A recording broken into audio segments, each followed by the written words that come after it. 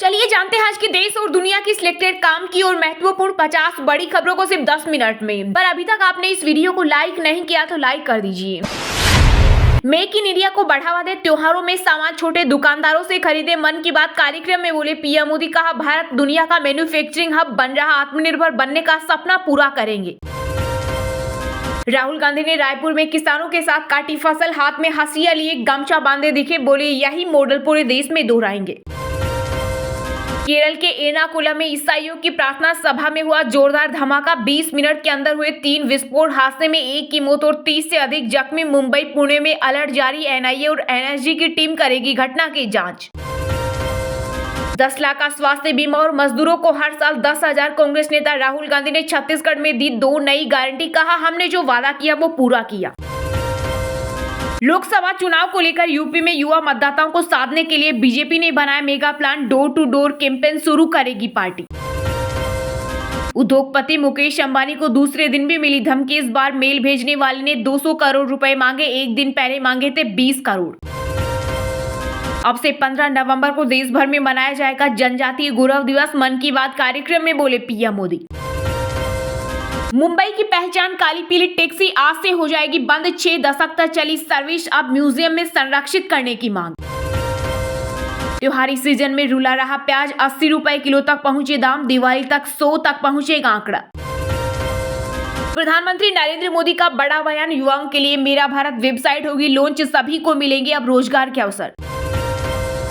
कांग्रेस को सत्ता में बने रहने का अधिकार नहीं, छत्तीसगढ़ की भूपेश बघेल सरकार पर बीजेपी के राष्ट्रीय अध्यक्ष जेपी नड्डा ने बोला हमला, कहा कांग्रेस देश का नहीं केवल अपने परिवार की करती है चिंता।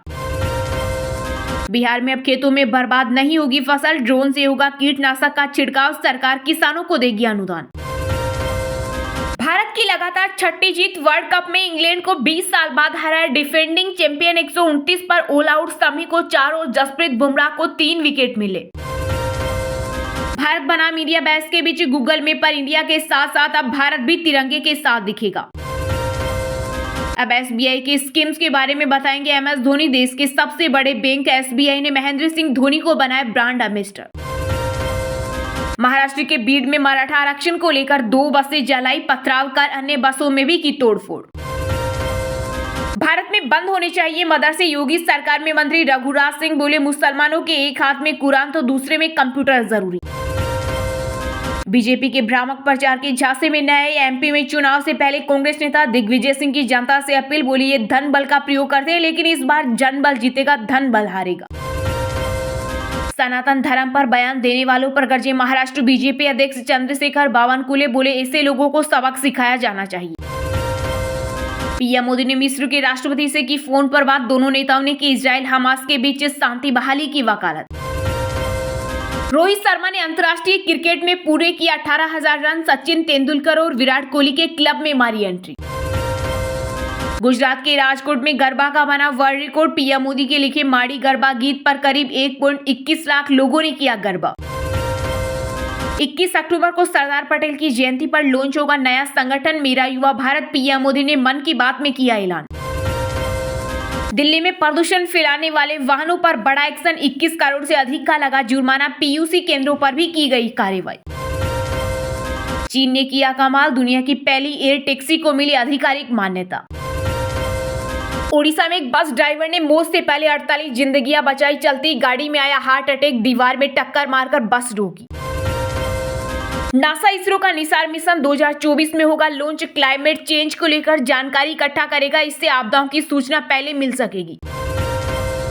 एमपी विधानसभा चुनाव में भाजपा कांग्रेस का खेल बिगाड़ेंगे बागी, फिलहाल 97 और 90 का स्कोर, 43 सीटों पर काटेगा मुकाबला। विधानसभा चुनाव में धर्म का तड़का, कहीं धर्मगुरु खुद मैदान में उतरे तो कहीं नेता पहुंचे शरण में। जम्मू कश्मीर से 10,000 अवैध विदेशियों की वापसी की तैयारी, दस्तावेज जांचने की प्रक्रिया शुरू, पाकिस्तानी पत्नियों पर भी जल्द होगा अंतिम फैसला। केरल में बम धमाकों के बाद यूपी में हाई अलर्ट, केंद्रीय खुफिया एजेंसी और केरल पुलिस से साधा संपर्क। अगले माह उत्तराखंड के दौरे पर आ रही राष्ट्रपति द्रौपदी मुर्मू राज्य के स्थापना दिवस समारोह में लेंगी भाग। केरल में ईसाइयों की प्रार्थना सभा में ब्लास्ट के बाद गृह मंत्री अमित शाह ने मुख्यमंत्री पिनरई विजयन से की बातचीत, हर संभव मदद का दिया भरोसा। इजराइल का गाजा में जमीनी हमला शुरू, टैंक लेकर घुसी सेना, मिसाइलें दागी। पीएम नेतन्याहू बोले वॉर सेकंड स्टेज में पहुंचा, जीत हमारी ही होगी। डोनाल्ड ट्रंप ने किया राष्ट्रपति बनने पर मुस्लिमों की यात्रा पर प्रतिबंध लगाने का ऐलान, भड़का व्हाइट हाउस। हिंदू देवियों की ऑनलाइन अश्लील तस्वीर बेचने पर महिला आयोग की अध्यक्ष स्वाति मालीवाल का एक्शन, दिल्ली पुलिस को जारी किया नोटिस, रिपोर्ट तलब। जम्मू में बीएसएफ ने पाकिस्तानी गोलीबारी पर जताया कड़ा ऐतराज, कहा आगे ऐसा हुआ तो घातक होंगे परिणाम। राजस्थान में पार्टियों की 24 घंटे एक दूसरे पर नजर, वोट रूम में हर भाषण का डेटा, आईआईटी पास आउट कर रहे एनालिसिस। मध्य प्रदेश में बीजेपी ने उम्मीदवारों की छठी लिस्ट जारी की, पूर्व एमएलए पन्नालाल साके समेत 2 नामों की घोषणा की, सभी 230 सीटों पर उम्मीदवार तय। केरल ब्लास्ट पर बीजेपी नेता सुधांशु त्रिवेदी का बड़ा बयान, बोले मोहब्बत की दुकान की असली तस्वीर है ये हमला। कांग्रेस प्रवक्ता संजय निरुपम ने पीएम मोदी को बताया ईडी पुरुष, बोले इस बार भी छत्तीसगढ़ में बनेगी कांग्रेस की सरकार। पंजाब में पीएम मोदी की सुरक्षा में चूक के बाद बड़ा फैसला, वीवीआईपी सुरक्षा में तैनात होगा एसपीजी की तर्ज पर ट्रेंड दस्ता। मध्य प्रदेश चुनाव में ओवैसी की पार्टी एआईएमआईएम की हुई एंट्री, बुरहानपुर विधानसभा सीट से उतारा कैंडिडेट। केरल में धमाके के बाद हाई अलर्ट पर दिल्ली, सभी चर्च की सुरक्षा बढ़ाई गई, चप्पे चप्पे पर पुलिस तैनात। बीते 5 साल में आई आतंकवाद की घटनाओं में कमी, जम्मू कश्मीर के डीजीपी दिलबाग सिंह ने किया दावा। सरकारी प्लान के बावजूद दिल्ली की हवा हुई जहरीली, नोएडा गुरुग्राम में एक्यूआई लेवल 341 पहुंचा, अगले 3 दिन में खतरनाक हो सकते हैं हालात। चुनाव से पहले मध्य प्रदेश में बीजेपी को लगा बड़ा झटका, गृह मंत्री अमित शाह के दौरे के बाद प्रभात साहू ने दिया इस्तीफा। बीजेपी प्रदेश अध्यक्ष वीरेंद्र सचदेवा का आम आदमी पार्टी पर गंभीर आरोप, कहा दिल्ली की केजरीवाल सरकार ने 9 साल में प्रदूषण को कभी गंभीरता से नहीं लिया। बिहार में अब शिक्षकों को भी मिलेगा आवास, अपार्टमेंट का फ्लैट लीज पर लेगा शिक्षा विभाग। यूपी में भू माफियाओं के खिलाफ चलेगा अभियान, डीएम ने जारी किया आदेश।